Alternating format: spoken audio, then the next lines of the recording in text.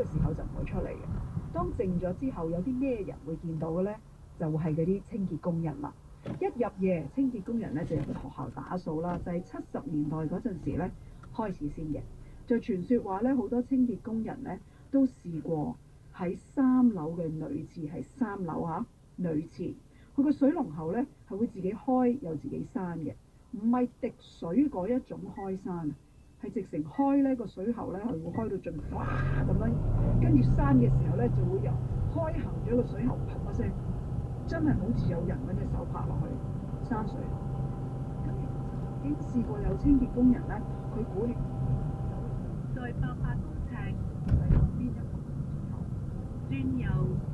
咁入到去嘅時候咧，佢自己親眼睇住個水龍頭係喺冇人嘅情況之下，嚓一聲閂咗。然之後佢就望住個鏡，見到個鏡